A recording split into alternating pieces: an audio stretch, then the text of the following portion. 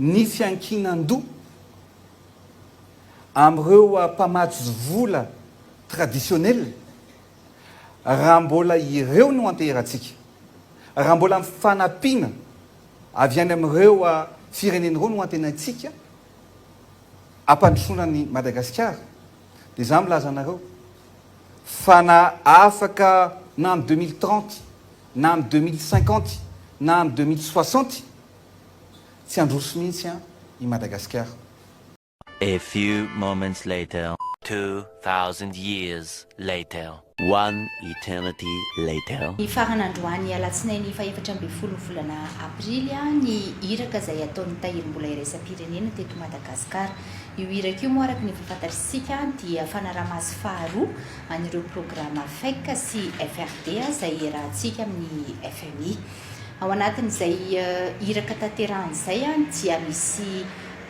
masotsivana sy marika famantarana ny fahavitany Madagasikara n'ireo zavatra ny fanarahana tao anatin'ilay programa, dia marika ny décembre 2024 moa zany no naraha-maso amin'izao avril 2024 izao. Efa fenontsika avokoa izy ireo ka mahafaly ny milaza hoe efa nahazo accord zany isika nandritra n'izao iraka izao.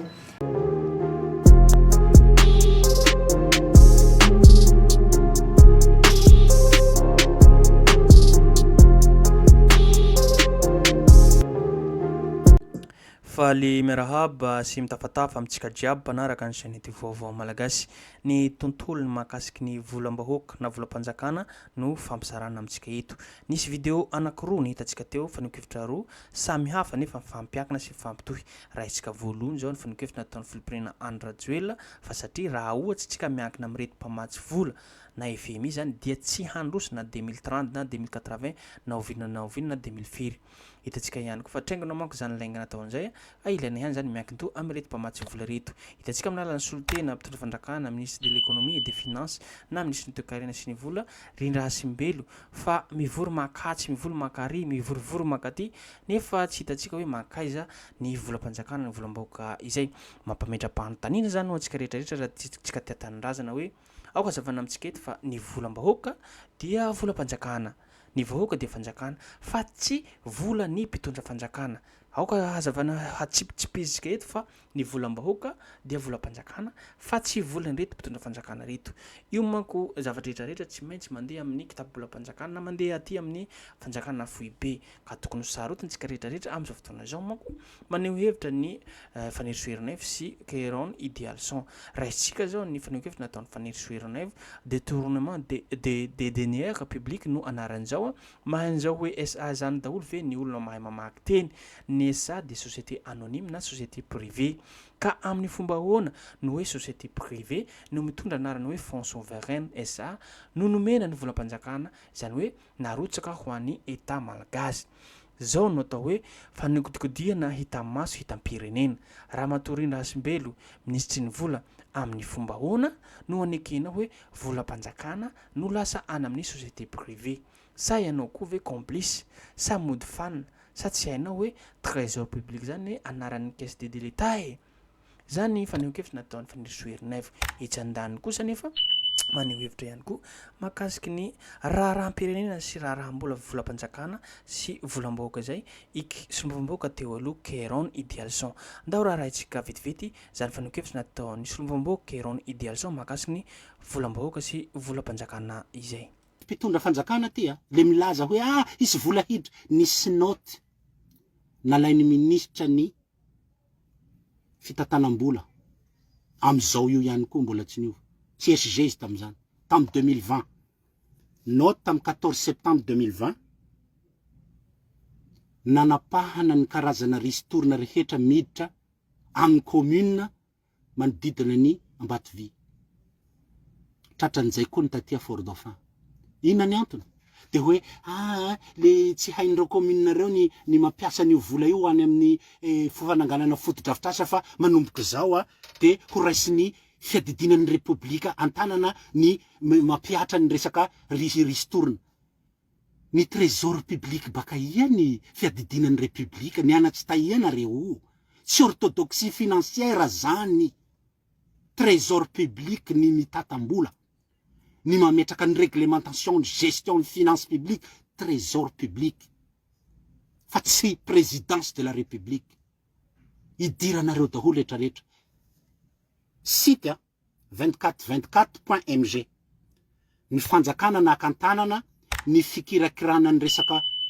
volan'ny ristourna rehetra miditra amin'ny commune de zao ny fanontaniana nanomboka 2020 nampihatonareo ny ristourna miditra amin'ny commune sy ny faritra rehetrarehetra amin'ny misy fitrandrahana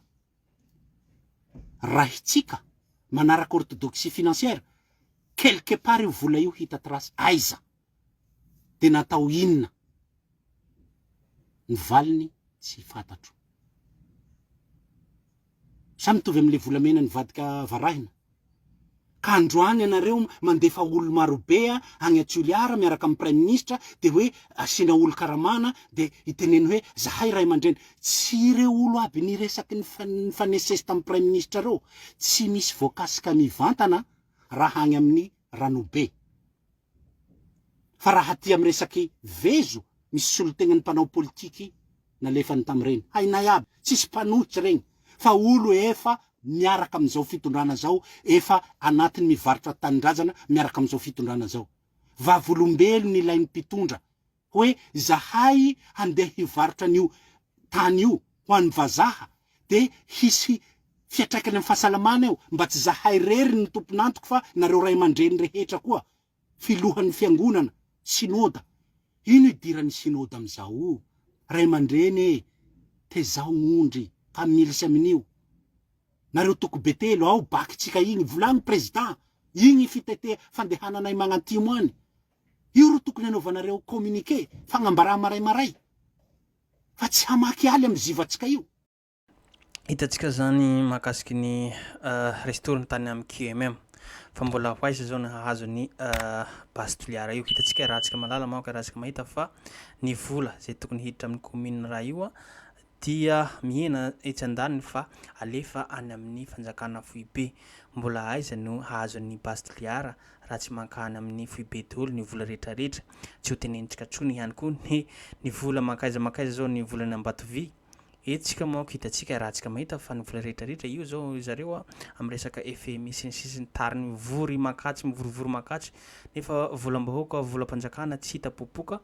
mitrosa mibabitrosa zany voaka malagasy ny ankehitriny eo ny fa bebabena trosa eo ihany koa ny vola zay fitrandrahana ry mbola ry zareo ihany koa no mitazona sy mitantana anazy rehetrarehetra izay ho ankaiza atsika voaka malagasy rehetrarehetra antsika eto de manentana foana fa rehefa tsy mitsangana atsika sanatren'ny vava sanatren'ny lela karazana hoe kilemaina ve tsika ty raha tsy mitsangana eto koa izay ihany koa nafagnozarena atsika eto place toko vavy azadino atrano ny abonena manao zay na manao commentaire fa atsika matsaratsara zavatra zay andao raha atsika ihany koa fa nikefitra nataon'ny ministre ny toekarena sy ny vola Rindra Asimbelo makasiky ny fivoriana makatsy makary izay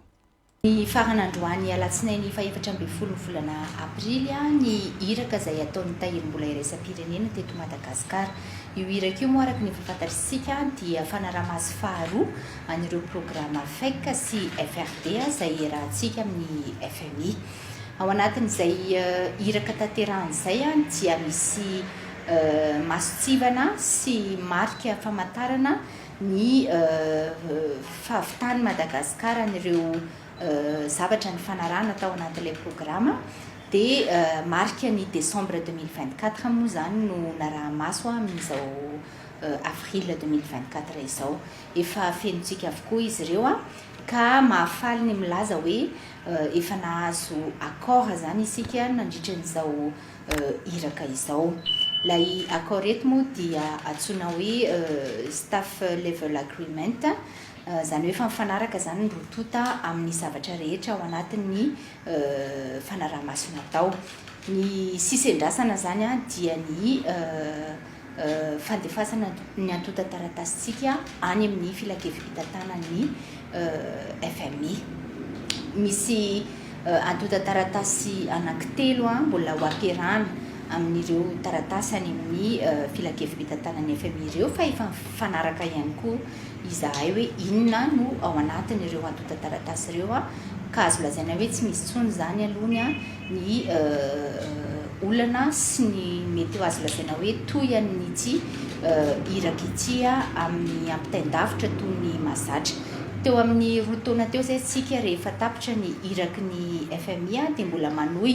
amin'ny ady hevitra ampitain-davitra isika fa tamin'ny tindry amin'ny toraka ity kosa avy hatrany teny mikatona androany a ny ady hevitra efa mifanaraka tamin'ireo teboka rehetra ny rotota ary alefa miandalana ny atota taratasy mbola amin'ny volana jiona moa no eritreretina anaovana an'izay filan-kevim-pitantanana izay ka mbola manana hatramin'ny volana jiona zany tsika andefasana an'ireo atota taratasy izay efa ny fanarahana ihany.